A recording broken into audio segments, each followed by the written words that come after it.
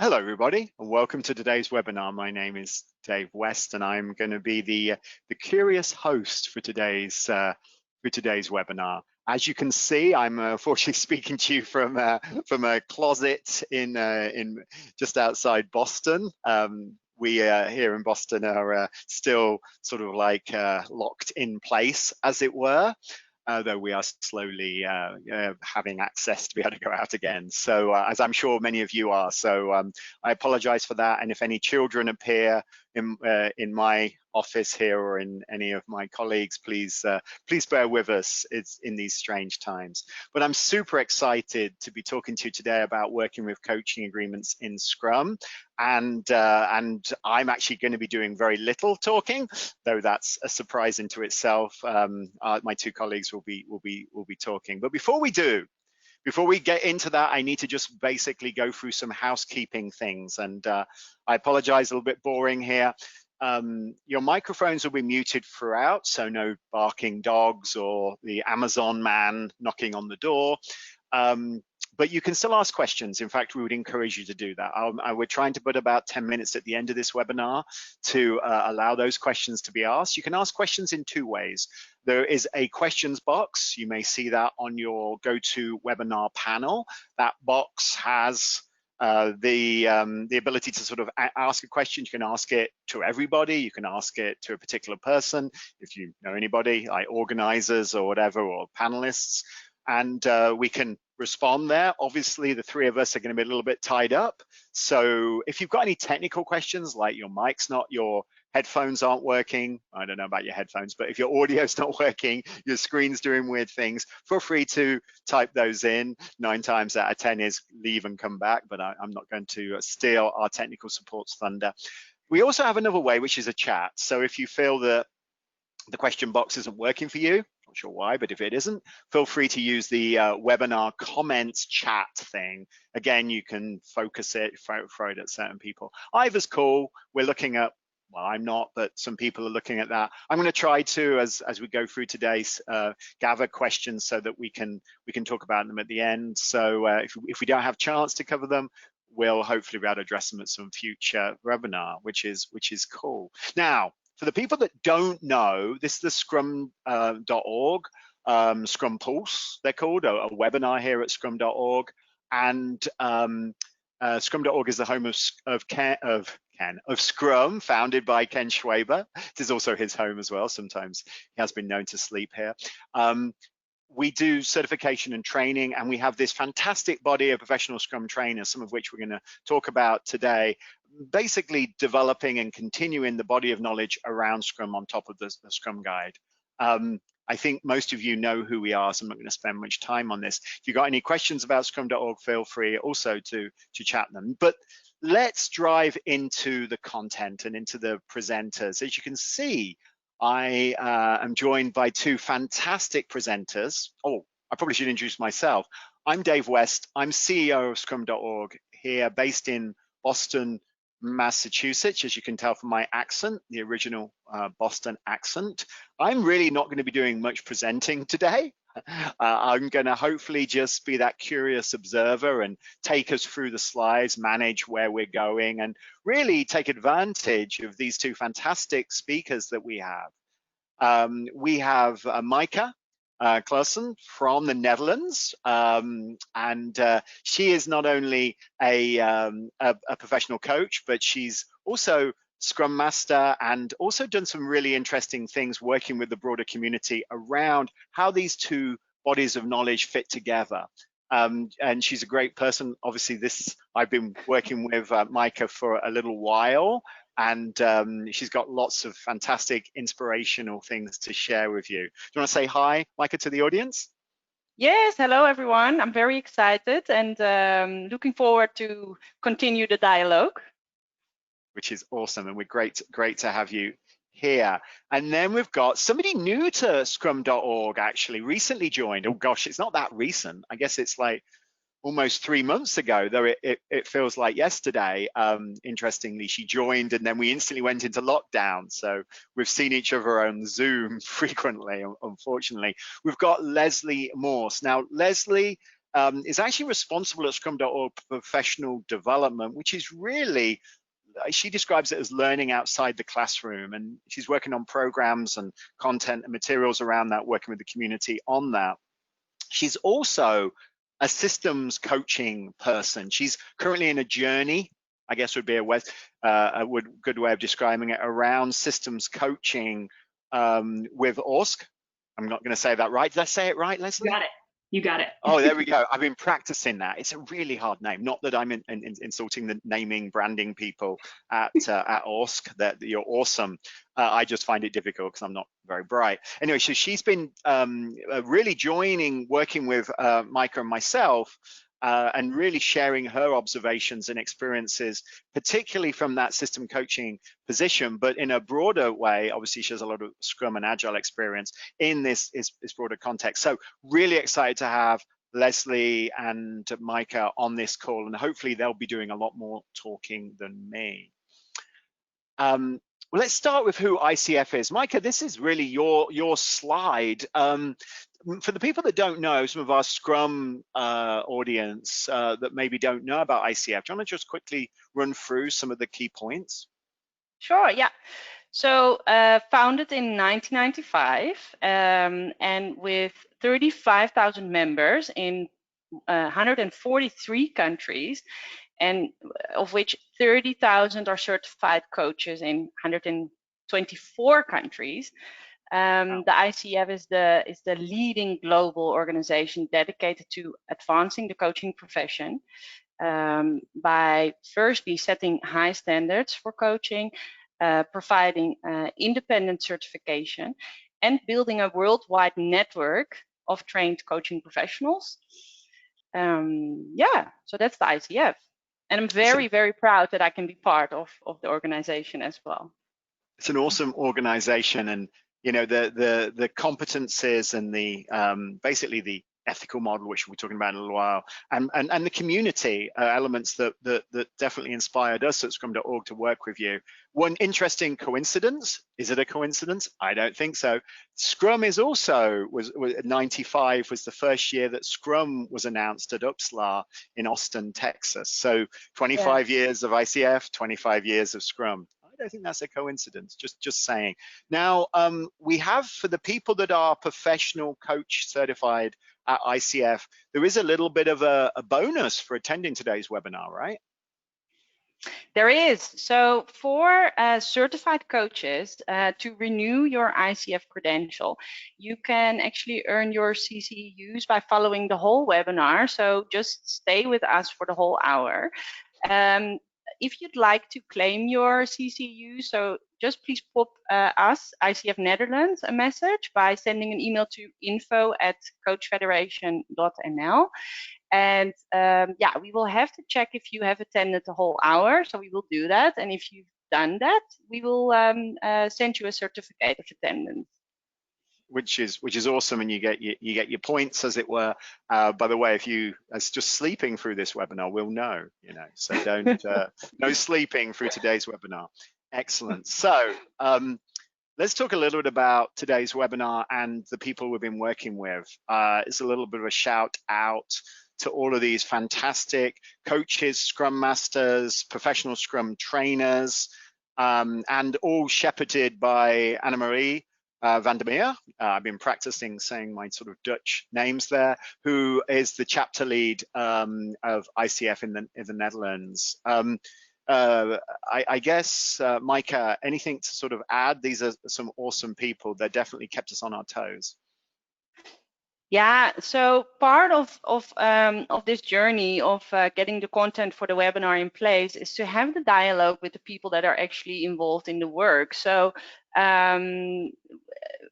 we had dialogues around, okay, what does professional coaching mean when you work in Scrum, when you work in Agile? And these people is a mix of Scrum Masters, but also professional coaches or Agile coaches, to just exchange our thoughts on this. It's an amazing process to do that. But I think it highlights, Maaike, that that we haven't got necessarily all the answers yet. We're in the process of exploring these two very, I don't know, very interesting worlds of professional coaching and professional Scrum and how they feed together. And there's some interesting tension points, which we're talking about today. And having this group is a great spearhead, as it were, or to this work, but they're not the only people. So if you're on today's webinar and you've got some things to contribute, feel free to ping us and say, hey, what about this? And have you thought about this? Or I'd like to contribute. We are looking to build a bridge which has people on it between these two worlds, so that we as a profession, both the profession of Scrum Masters, profession of professional coaches, can better ourselves and become better at our craft and help people from a Scrum point of view deliver amazing products in a team that makes them feel good to be there every day. And I think this group we've been working with, they've been awesome, and I think this is just the start though. So today, okay, I know I've wasted 11 minutes of the prime time, so I'm going to whiz through. We're continuing this conversation. For the people that didn't watch the previous webinar, where were you? That doesn't matter. You don't have to watch it. It's not a prerequisite for today's webinar. We started answering those hard questions around coaching and Scrum. You go to Scrum.org, you can listen to it, see what Maaike and I did. Hopefully I don't embarrass myself too much. And really, what we've seen subsequently and during that conversation or during that webinar is a lot of interesting questions. In that webinar, we tried to address some of the things around what is the professional coaching and the differences, where does it fit into the team? And today we're bringing those topics further on. And really what we found was the coaching agreement, that foundational, pivotal thing, is the fundamental thing that we need to talk about, that hopefully will answer a number of these questions, or certainly build a foundation for those questions and the context for those questions. I know, Maaike, anything to add? I mean, that's, I think, from today's webinar, what we're focusing on, right? Definitely. No, well explained. Oh, thank you. Surprisingly well explained, I think she was trying to say. So I guess this is for you. Let's start talking about the coaching agreement. Yeah, so what I also experience as a Scrum Master myself is that when you take the coaching stance, and of course within the role of the Scrum Master, there are different stances. You also have the mentoring and teacher stance and the impediment remover and all the stances that you can take. But when you take the coaching stance, what are you actually doing? And can you make that explicit? And then we bump into topics like, so how does this now work? So if you make a coaching agreement and you provide confidentiality in the relationship with your client, how does this work with transparency that is so important for working Scrum? So that's the first point. And a very important base for coaching is trust and psychological safety in the relationship. As a basis for performance. So like if you see performance as delivering the done increment as a team, how do you actually look at creating that psychological safety? And you can actually embed that in your coaching agreement. Then you have the role taking. So in a coaching agreement, there's role taking.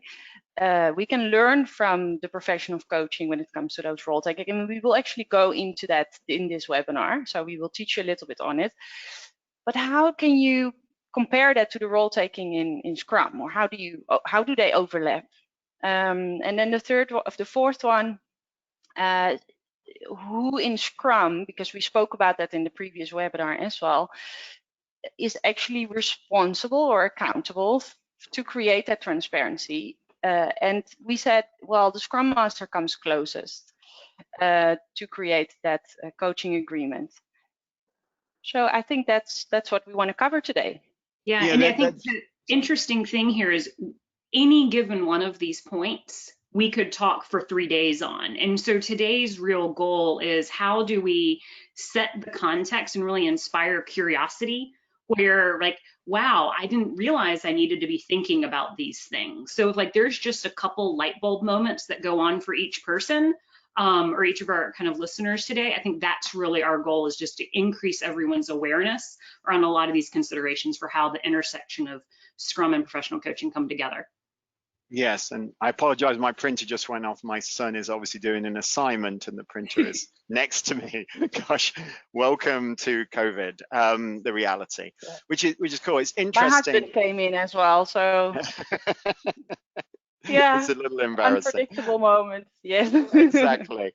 Yeah. It is interesting, you know, we found in the previous webinar that we talked more and more around this coaching agreement and the importance of this artifact in the same way as the other artifacts in Scrum allow us to provide transparency and we can inspect them and adapt them. We found the coaching agreement was very similar. So I think that's super, super important. So let's talk a little about the competencies, which is, you know, obviously related to today. And there's a big, really cool document that describes all the competencies. I believe that is currently being renewed as well and updated as well. So to talk about these competencies, Maaike. Yeah, so one of the competences that we are touching on today is the meeting the ethical guidelines. It's actually the first coaching competence that you would need to have as a professional coach to understand the code of ethics and adhere to that.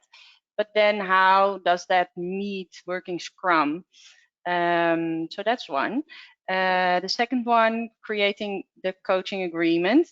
Yeah, it's like, so you can set goals for a sprint, for example, but so that is the level of setting a goal for the now moment.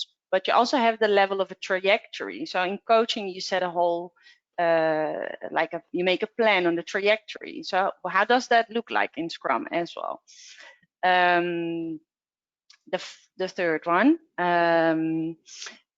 So how can you as a Scrum Master, so one of the skills that one of the competencies that you would have as a coach is to create trust and intimacy in the relationship. But how do you do that as a Scrum Master? Well, you could, for example, think of starting your trajectory with a team, with a chemistry meeting. Like how often does a Scrum Master just get placed? Like you just get a team, this is your team. But did the team also meet the Scrum Master, and was there a chemistry conversation? Did the trust and the intimacy already, like, does it get cultivated? So that's a competency, a coaching competency that you could bring in. And then the fourth one, yeah, that's really about the partnering skills. So of course you have these different stances, teaching, mentoring, in which you provide information from yourself to someone else. When you coach, you're really partnering and you have a horizontal relationship. There's no status difference. You're not providing your information. It's all about the client. But how do you integrate that skill when you're also mentoring and teaching? Yeah, so again, what Leslie said, it's all about the awareness that we are talking about these 4 competencies in this webinar. Yeah, and obviously there's a lot of details. You can buy a book, you can go on the website and you can read in detail about how you can meet these competencies, you know, guidelines around them, etc., which is really, really valuable. Leslie, how did any overlap between the competencies that, you know, you're very intimately aware of and with Scrum, and what is the relationship between these competencies and the competences that we have around professional Scrum? Yeah, so I would say as we kind of move through the slides, you'll see the natural parallels around where the things you would normally do as a Scrum Master, where these kind of overlap in terms of some of our kind of core values as Scrum professionals, or even if you think towards the Agile Manifesto and the things that are valued and the principles behind the Agile Manifesto, there's a lot of, gosh, to use the overused buzzword, synergy, where it's easy to see where it's just natural to kind of adopt this stance, but also as you adopt the stance, where the potential blind spots and pitfalls are. And that's actually what I'm most interested in us highlighting today. Yeah, cool. So, which brings us to this ultimate, the Scrum team, Leslie. Yeah. I mean, and I think, right, everyone's seen a picture like this. We know sort of what the context of a Scrum team is, But we wanted to set some good boundaries for today's discussion and really focus on this. If you are a Scrum Master on a Scrum team, how might you approach designing your coaching agreement? You might call it a coaching contract, a designed coaching alliance. There's all these different words you can put around it. But how you might do this if you're, you work for a consulting company and you're an agile coach coming in to work with the team would be very different than how you might do it if you're a Scrum Master that's actually part of a team. And so that's really the boundary we want to put on today's discussion, and we can get into all of those other permutations of how you might serve an agile team or a Scrum team at a later time. Oh, so hang on a minute, just to make sure I get this. What we're saying, and I think this is super important, because what I've realized over the last few weeks when we've been working on this content was it's blooming complex, a lot more complex. I guess, it sort of follows my grand's maxim about people and, the complexity of people. She always used to say, there's naught as odd as folk, meaning, when you get lots of people together, it gets like weird. And so what we're focusing on today, Leslie, if I get this right, is we're focusing not on, if you're a Scrum Master that's brought in a contract basis, supporting multiple teams, you sort of like that sort of over. We're talking about if you're in a team working in the sort of like the most basic construct of a Scrum team and supporting that. And it's not, as a change agent across an enterprise and how you would work with, those sort of things. It's really focused on that team context, right? Yeah, let's just start with this first Lego block of kind of considerations, and then over time and other conversations, we can bolt on all the extra complexity and other Legos to this massive consideration. Cool. I see future webinars, which is awesome. So, oh my gosh, there's a lot of words here, Maaike, around. This is the ICF core competency around establishing the coaching agreement. Looks a little bit scary. Any sort of highlights you want to bring to the audience? Yeah, and the highlights are on the next slide, I think. Let's just go straight there then. So I guess for the audience, there is a lot of details here. These are sort of like the highlights. So do you want to go through this, Maaike? Yeah, so establishing a coaching agreement is the start of your coaching relationship. So for this webinar, it's important that we start to understand that. And what does a coaching agreement really entail? It's about explaining what coaching is, that it is a thought-provoking and creative process in which you partner as a coach, and which is meant to get the best out of your client, to reach your client's full potential. So it's very important that it's horizontal, the relationship, and that you really believe that your client knows best. So that is something that you will embed in your coaching agreement. That's also a skill that you bring as a coach, to explain coaching and embed that in your agreement. Then next, it's about setting goals. Okay, so what does your client actually want to achieve in the session, or for example, in a retrospective? What does your team want to achieve in that retrospective? Or over a trajectory, so over time, what do you have in the longer term? So that's something you also embed in your agreement. And that can be very transparent, so the organization can know about that. So that's a skill you also bring in as a coach, Scrum Master coach, when you're working with your team. Then you define the boundaries of roles. Yeah, so you will first also work with the roles that you see around you, which we will go into just now, and make them understand their roles in the coaching relationship. And then you also explicitly reference to the code of ethics, like as a ICF accredited coach, you also pledge for that. So you really adhere to the standards of coaching, the confidentiality, and there's more in there. And there's also a complaints process. So the moment you don't do that as a coach, your client can write a complaint about you. So it's really keeps the professional standard up.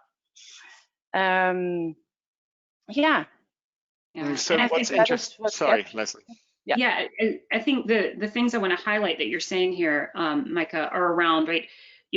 What are the boundaries of the roles? Like, when am I acting as professional coach versus when am I acting as Scrum Master, right? How are we going to know sort of which role am I occupying? And what are those expectations as a client engaging in the coaching agreement? Like, what are you responsible for versus what am I responsible for? I think are some of the nuances behind the components of this discussion that we'll kind of continue to unpack. Yeah, and I think, I see something in front of me that you, when you are explicit about which cap you're wearing at that moment, you can say, you know what, at the moment, I'm going to coach. I'm going to ask you questions. I will help you further in your goal. And in another moment, I'm going to provide a training on Scrum and teach you how Scrum works. And in that moment, I'm a teacher. To make it explicit, that helps the coaching agreement. Yeah. Dave, what were you going to ask us? I was curious about expectations and, sort of setting that. I think that's really, really interesting. Obviously, I'm a CEO, I love people to tell me what my expectations are of them, or to certainly go into that dialogue between the two. I know that's something you're very good at, Leslie. Whenever I engage with, work with you, you're very good at setting expectations and boundaries. And I think that's something that really stands out. Is that, obviously that's an iterative, incremental process. You start with some stuff, you learn and adapt. Is that right, Maaike? Would you say, you're a Scrum Master today, right?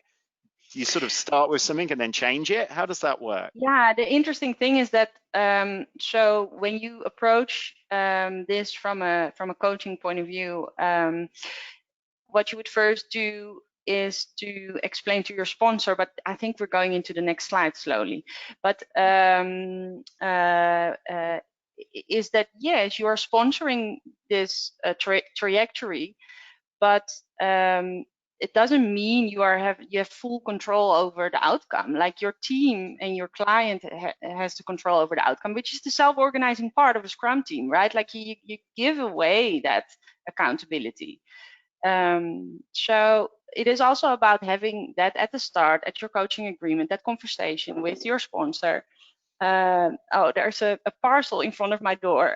You see? Oh, terrible this. But he pointed that he moved on, so it's fine. So yeah, so it's part of your coaching agreement to have that explicit at the start. Yeah, which is good. And then obviously what stood out was Code of Ethics and a complaint process. I think professional Scrum, ultimately we talk a lot about professionalism, but this explicit Code of Ethics and complaint, and that's something we're going to talk about in a moment. So, which brings us, I guess, to roles. You sort of touched on it. We have this sort of like triangle thing happening. Can you explain how this works? These are sponsor, client, and coach. Tell me a little bit about these, Maaike. Yeah, so I touched on it just now. So within the coaching agreement, we acknowledge 3 roles. We acknowledge the coach, we acknowledge the client, and we acknowledge the sponsor. So the coach is the person that will partner and guide the process, facilitate the process, the learning process of the client.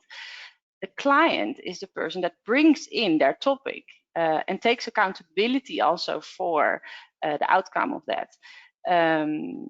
And then we have the sponsor. The sponsor is the person that pays for the coaching.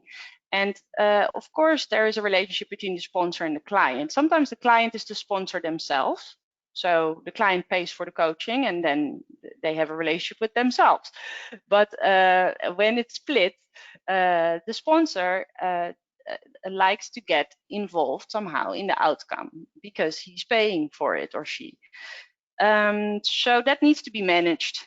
That triangle relationship needs to be formed, and that's what you also do as a coach. You form that at the start. You make it explicit what goals are going to be met, but you also make it explicit that the moment the coaching starts, the relationship is confidential. So the sponsor you can provide status updates like we are now in session 5 and we are processing till session 10. So as a coach, you will provide status updates, but no content updates.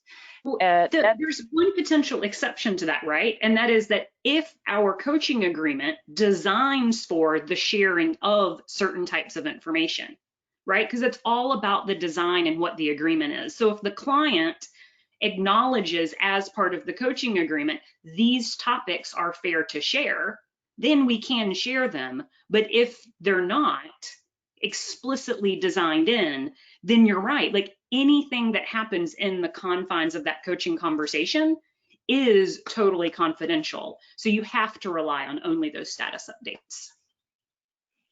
Yes, though important, I think, to know is that as a coach, you will not enclose information. And also, you rather don't want to know information from the sponsor. Like you want to keep the relationship with the client just as neutral as possible. So that is one of the foundations of a coaching contract, coaching agreement. Yeah, in the purest form. And it gets complicated when that sponsor happens to also be your employer or those sort of things, when we start kind of overlaying the Scrum roles on top of this. Yeah, then you'll be an internal coach, and also the ICF Code of Ethics phrases that, like, how do you go about conflict of interest when you're an internal coach? So before you start coaching, when you are exploring this coaching agreement, you need to have addressed, is there a conflict of interest here? Can we really split those roles or can we not? Yeah. And that's super interesting. As often the sponsor of things in my role here at Scrum.org, I think it's super interesting that I have to, if I want to support, my teammates and my team being, having some level of coaching and support to get better, to improve, to deliver better products, to be happier working, I have to kind of give control to some extent. I know that sounds awful, to the coach and the client in that context. And as a sponsor, sometimes I'd find that quite tricky, right? I know I'm a little bit of a control person at times, I have to say, and I don't want to admit it in public, but is that often the case? You have to really iron these things out, and you have to, because on face value, of course it makes sense, but you have to make these things explicit, because I, as a sponsor, wouldn't have thought of that. I'd have begun like, what are you doing with Fred today? Leslie, say she was a coach of Fred. What are you doing? How's Fred doing? And suddenly it changes everything, right? Am I missing? Is that the point that you were making? Yeah, design. Like if you're not having those conversations and making it explicit, like it will change the paradigm of the normal ways of working once you bring these explicit sort of professional coaching roles into the existing work dynamic. Interesting. And that's something I had no idea. I always thought that coaching was just a set of skills. I didn't appreciate that there's a design element which creates this system, which then ultimately have certain responsibilities and boundaries. I had no idea. I just thought it was somebody that knew some stuff, but it seems to be a lot more than that. Which brings us to the, I know, what did I know? Yeah. So the adds to this then, obviously we've been talking about this, if the Scrum Master is in this role. Do you want to talk a little about this? Maaike? So what we did is we actually plotted the Scrum roles on the coaching agreement roles, and what we then came up on, or what it turned out on, is that so the Scrum Master can take the role of the coach, can also establish that coaching agreement. The product owner and the development team together is your client. And the organization, which is still very an abstract word, the organization, it's broad, what does that mean, but is then the sponsor. But it's of course trying to find out also as a Scrum Master. So the Scrum Guide tells us a little bit about who's our client, so the product owner and the dev team, like that we can explicitly find in the Scrum Guide. But who's your sponsor is a bit of a tricky one. So I think the first thing that you can do as a Scrum Master is to figure out who's my sponsor, who's paying. And could that be one person or several? How, you know, what does that mean? Is it one or several? It can be several. Oh yeah, there's a star down there. I didn't see the T. It could be, the client could be a group of people or an individual, right? Depending on how you define client. We'll talk about that in a minute. And then the sponsor could also be one or more people. And I think we're going to unpack that a little bit as well. Should we talk more about just the context of clients? Yeah, this is the next slide. Yeah. Yeah, so it's kind of like where Maaike was pointing.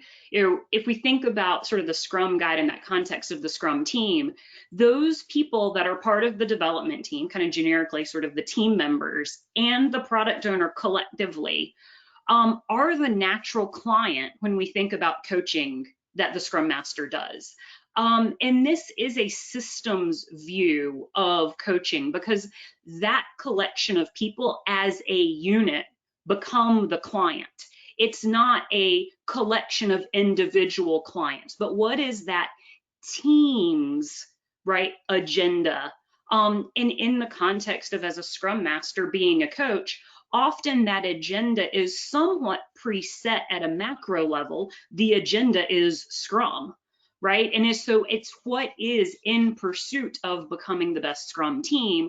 What are our goals and what's our agenda for how our Scrum Master can serve us as a coach through that? And one of the nuances here is, the Scrum Master is part of the larger Scrum team. So you're really coaching a system that you're part of. Because when we think about organizations, it's a series of nested systems. And that's what really starts making this so complex. Because when you're coaching a system you're part of, you inherently bring in some conflicts of interest and some biases and other things that make it hard to keep that pure professional coaching relationship in full integrity. And that's why the situation is so complicated. And it becomes even more complicated if you build in sort of individual coaching relationships, which I think we visualize that on the next slide. And then Maaike, I'll let you kind of offer some other commentary here, because it's really, you're tempted to be like, oh, I'm serving the whole Scrum team, but the product owner has an agenda. Or maybe Fred, that Dave mentioned earlier, is a team member, and Fred has, a need for one-on-one coaching. And so adding that complexity of I'm a coach working with the rest of the team as my client, and I'm doing individual one-on-one coaching really adds that extra complexity of conflicts of interest, competing agendas, and all of those other things.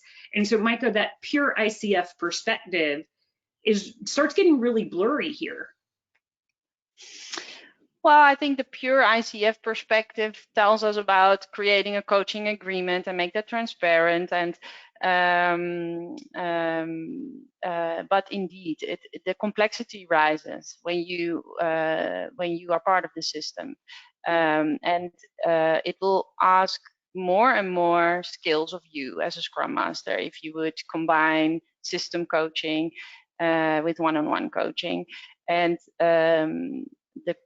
the awareness of your conflict of interest, but also like how open are you for the feedback that you're receiving back? How do you actually balance out the non-biased stance that you're not biased?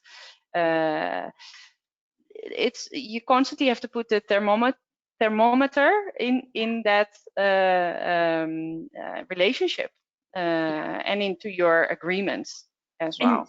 And so much of it starts with self in the role of coach. And when you're realizing that your client is actually bringing up a topic that would be unethical for you to coach them on, it's either beyond my capability set, or I can't coach you on this because I actually wouldn't be able to hold dual roles of being a Scrum Master for this team and coaching you on this topic.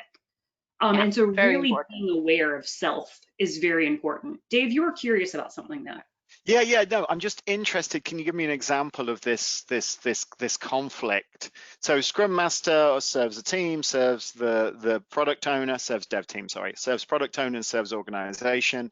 Ultimately, they're responsible for ensuring that Scrum works and that things are transparent. I always think of them as transparency. So could that be one of the potential conflicts?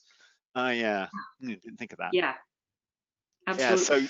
so ultimately, you make, you're coaching somebody, you want some privacy around this particular issue that they're dealing with. Maybe it's a conflict with somebody, or maybe it's how they present themselves or whatever. And that transparency is ultimately, if you make that and that's undermining delivering done. So I'm see if I'm getting this right. And you'd want to make that transparent as a Scrum Master. But the only way you can do that is to encourage the team member to make it transparent. You can't make it transparent because then that would break the confidentiality agreement. Wow. Is that right? Yeah. Have I got that right, ladies? Yeah, you got that right, I think. And I think another dimension of a conflict of interest is also that, but now we're diving into the complexity, but is that if you would have one-on-one coaching, and you're also in a retrospective, facilitating a retrospective from your coaching stance, so approaching a retrospective as a coaching opportunity to apply system coaching, then what happens is when you do one-on-one coaching at the same time, and what might happen if you don't lay a good foundation in your agreements, is that individual team members can have ideas about what happens during the one-on-one coaching, and that people might talk about each other, which might not even be true. They call that fantasies. So and that we all tend to do that, and that impacts trust and safety, which you don't want from a team perspective. So that is a conflict of interest. Wow. It sounds like you want to avoid one-on-one coaching if you can possibly in your inside the system, but maybe I'm just a chicken. Maybe there are I should school of be thoughts that more. say that. Yeah.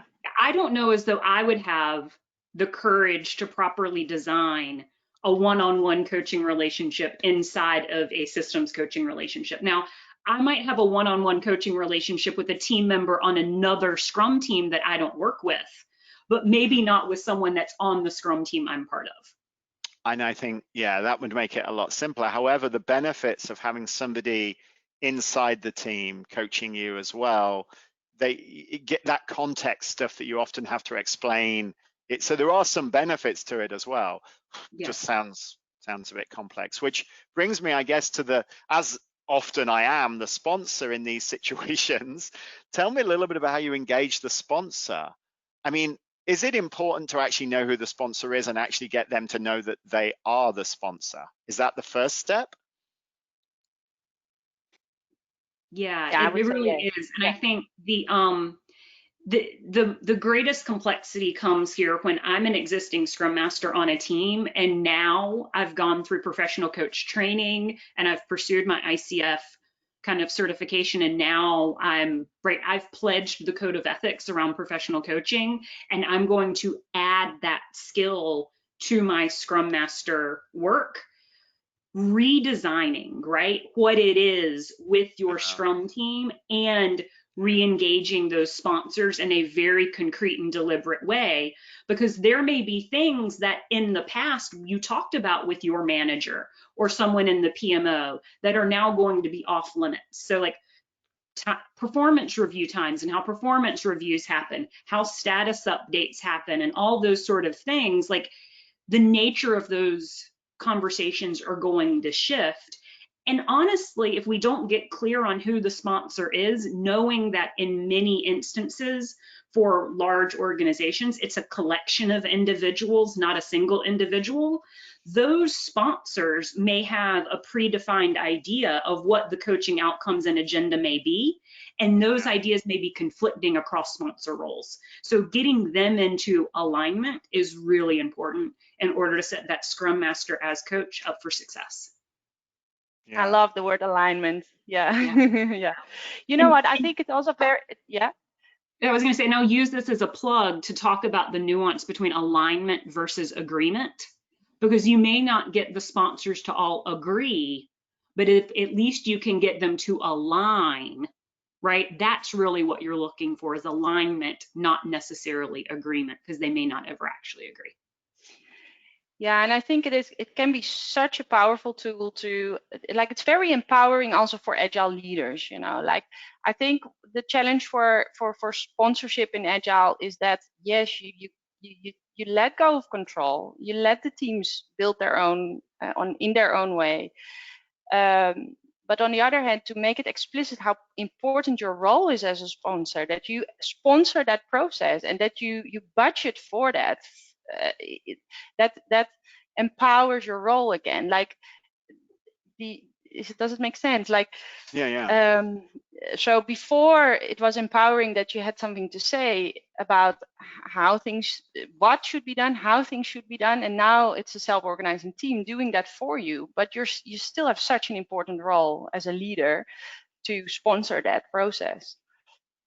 It is interesting because it explicitly, you're investing. We often say we care very deeply about our people, but ultimately, if you're sponsoring a system or individual coaching, or you build that into the organizational model that you support, whether it's a Spotify model or whatever, you're ultimately demonstrating that investment because people are actually, they care about you, and you can measure ultimately the success. I mean, we are, in the end, everybody is measured by the success of the business unit or whatever. So we do get to see the success around this and the impact of this, but we don't necessarily have to control it, which, as a bit of a control freak, I find worrying, but I think it is super interesting.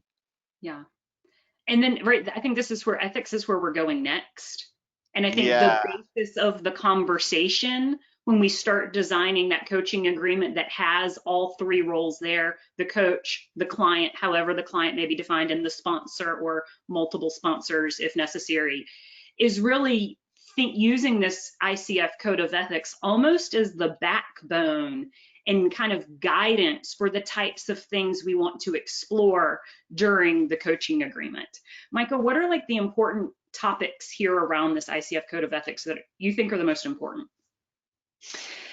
Yeah, well, so what the ICF Code of Ethics describes, and I noted it down because I want to say it correctly. So what they describe is the core values and ethical standards of behavior for all ICF professionals. So also meeting these standards of behavior is also the first ICF competence. So when you would hire a Scrum Master that is ICF with an ICF credential, you will have the quality of a good coach. Though that person has also pledged to adhere the Code of Ethics, and it is important to understand that. So the Code of Ethics, it's about how do you, what stance do you take towards your clients? What stance do you take to your own professional development? What stance do you take to the profession of coaching? And what stance do you take to the society? So they will all, the whole Code of Ethics, and it's available on the ICF Global website. You can find it there. It will go over these points. And like the bullet points say on the right, like it will touch on the confidentiality, when is a conflict of interest, how do you go about having multiple clients, and the coaching agreement. Multiple clients in the same organization or in the same system, and the ethical things that come up about that. Yeah. Which you have as a Scrum Master. You have multiple clients. You have, like the Scrum Guide says it, you coach your product owner, you coach your team, which has all kind of individuals, and you have the whole organization. So how many clients do I have, and who is really my client? Like, you need to figure that out. We don't make it easy. We do not make it easy. We just make it transparent. And I think I know we're getting short on time, but what I want to offer here is that, like, it's almost, as you think about coaching all these multiple people, we can almost in a future conversation lean on that idea of, when am I really, as Scrum Master, being a professional coach versus when am I being something that's a little bit more like a sports coach? right? Because sometimes the way you occupy the coaching stance is not in the I'm a professional coach way. It's more of the I'm a sports coach way. And so we talked about the complexity and the layering of nuance around this topic. Like that's a whole nother dimension of this when you think about how you serve your client. Yeah, definitely. And there's also a difference between applying coaching skills, like you referred to, Dave, that you thought coaching was about asking powerful questions and listening. It is very much about that. That's the skill you also have. There are 11 competencies, or well, it will be reviewed soon, and then there will be slightly less, but there are competencies. And but there's a difference of applying those competencies as an agile leader, or really coaching professionally with a coaching agreement. So there is a slight difference there as well. Yeah. So I am conscious of time, so I just hello. Oh no, hang on, sorry, pressed too many buttons at once. So these are some of the things that you guys put together, that you folks put together when talking about this. You know, confidentiality you've talked about a number of times, the conflicts of interests, and you're right, Scrum does identify a lot of sponsors, and it's hard. Ooh, okay, so I'm moving swiftly on. And then this hat thing, you know, when am I in a Scrum Master? When am I doing a professional coach? And maybe there's other roles as well. When is it an official coaching conversation versus just chatting to my team and having a couple of beers and some bitterbol, as we love in the Netherlands, right? Definitely. They're yummy. Yes, it's how do we know it's working? These are some of the things you have to worry, and there's probably lots more questions as well, right? Yeah, and I think this goes back to where we started earlier. Like today's webinar is really just about creating awareness of all the things to start thinking about, and how that coaching agreement is a fantastic vehicle for having a very deliberate and explicit conversation to help start designing all of this. And I think you already pointed to the fact that it's an incremental and iterative conversation. You've got to do enough of it up front, but then, the agenda has evolved, or new considerations have emerged, the sponsor changed. And so we'll be redesigning and co-creating this sort of coaching alliance and coaching agreement as we go. Make it transparent, inspect and adapt, like that. Yes, I can do that. Exactly. I'm good. And that's that intersection of like Scrum and Agile values against the professional coaching sort of stuff. Exactly. So I'm going to quickly summarize, because we've got a couple of questions that I'd really want to get to, and then for the people, the question we don't get to, obviously we'll download them and then we'll do something with them. I hope they may form the basis of another webinar, which is kind of what happened to this one. So I think what I took from this, ladies, and stop me, is getting that model in people's heads, the sponsor, client, coach kind of model, and ensuring that you've engaged those relevant parties to make things explicit about your relationship with each of them and the responsibilities that you bring to that.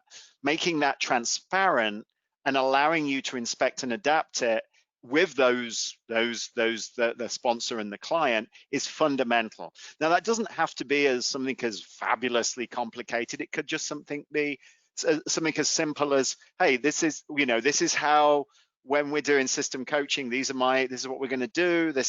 It could be some simple things to start very simply, and then it evolves over time. Also, the idea of maybe one-on-one coaching, maybe at the start shouldn't be inside the team. Maybe you should do that with your fellow team members in other teams and do something like that, which is cool.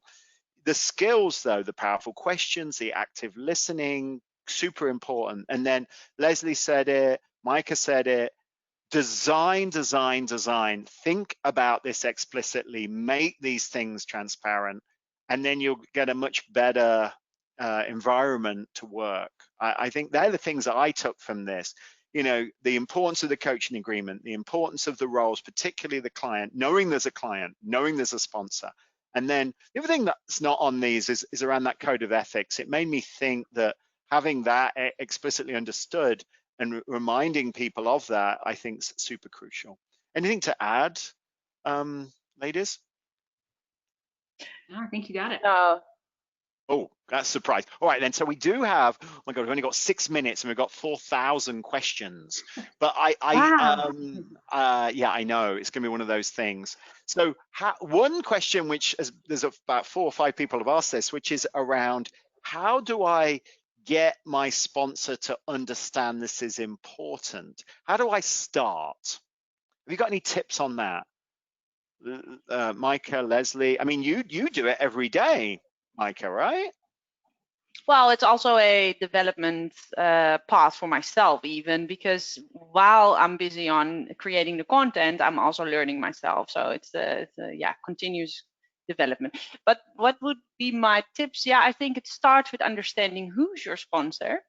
So and also when you at every new start with your team, so when you start a new team or even when there's a new momentum coming up, you approach the sponsor actively and you would have a conversation. Well, I think the best is also with your client in the same room about what is coaching and when do I take the coaching stance, and as a Scrum Master.